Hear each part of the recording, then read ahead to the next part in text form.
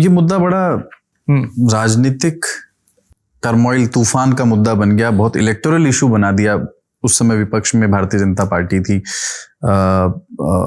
उसके बाद आप कह रहे हैं ढींगरा कमीशन की रिपोर्ट कभी सार्वजनिक नहीं हुई, बीजेपी सत्ता में आ गई केंद्र में भी और हरियाणा में भी, तब भी इस सिख मामले में कोई भी कार्रवाई अभी तक हो नहीं पाई है। अभी भी पूछताछ, अभी हाल की रिसेंट अपडेट है कि उनसे एक लंबी पूछताछ हुई। सिंस आपके जरिए ये सबसे पहला बीज इस घोटाले का निकल के आया था, आपके जरिए आपने उजागर किया, अब आपको कोई इस बारे में किसी किस्म का असंतोष या कसक है कि ये अपने अंजाम तक अभी तक पहुंचा नहीं, ये जांच पूरी नहीं हुई, कई बरस हो गए? नहीं, मेरा व्यक्तिगत केस तो है नहीं कि मुझे कोई असंतोष हो। वो दायित्व किसी और का है, वो दायित्व निभाए, मनी की बात है, निभाए, वो उसकी मर्जी है, नहीं मर्जी है। मेरा तो दायित्व उस समय, मुझसे तो देखिए, जो चकबंदी के दौरान ऑफिशियल रूप में ये चीज आई और मैंने कहा कि इसका म्यूटेशन करना चकबंदी के दौरान गलत है और आपके पास अधिकार क्षेत्र नहीं था, इसलिए इसको कैंसिल करते हैं। सही रूप में जो रेवेन्यू अधिकारी है वो परमिशन लेकर के म्यूटेशन कर सकता था या चकबंदी के बाद कर लेता म्यूटेशन। और दूसरा है, जब सरकार ने एक कमेटी की 3 IAS अफसरों की कमेटी बनाकर मुझे आक्षेपित किया कि आपने ये गलत काम किया, ये प्योर प्राइवेट ट्रांजैक्शन है 2 पार्टीज के बीच में और बिल्कुल आपने गलत काम किया। और चार्जशीट की वो एक पहली सीढ़ी थी चार्जशीट करने की, बाद में चार्जशीट भी किया उन्होंने मुझे। उस जो मेरे कमेंट्स थे उसको कभी ये नहीं कहा कि ये गलत है या सही है, उनको बिल्कुल ही इग्नोर कर दिया।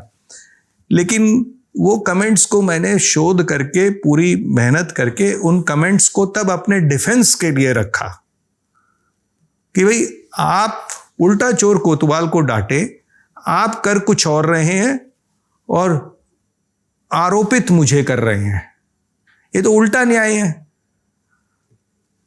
मतलब कोतवाल किसी चोर को चोरी करते पकड़े और वो चोर जो है उल्टा कोतवाल को आरोपित करे कि तुमने मुझे पकड़ा क्यों,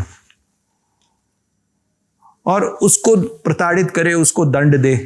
तो यहां पर उल्टी बात चली और वो उल्टी बात मुझे कई साल तक सालती रही, क्योंकि अल्टीमेटली वो चार्जशीट ड्रॉप हुई 2016 में। ये जो दोनों पक्षों की ओर से, इसमें अभी मैं सरकार के पक्ष की ओर आऊंगा, बट स्काईलाइन हॉस्पिटैलिटी और DLF दोनों पक्षों की ओर से कभी उस समय आपसे संपर्क की कोशिश की गई जब ये मामला हुआ?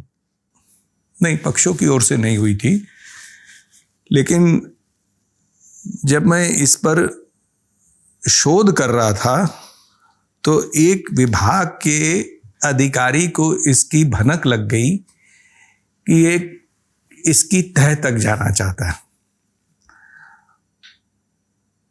उस वक्त किसी का फोन आया था जो धमकी भरा था, लालच और धमकी, साम दाम दंड भेद का उसने प्रयोग किया कि आप चुप रहें तो बेहतर है, आपको पारितोषिक दिया जाएगा और अगर आप मुखर हुए तो फिर दंड मिलेगा।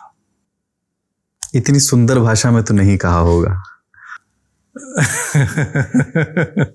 इसका तात्पर्य यही निकलता है। लेकिन उस समय उनको भी अंदेशा नहीं था कि मैंने क्या देख लिया था,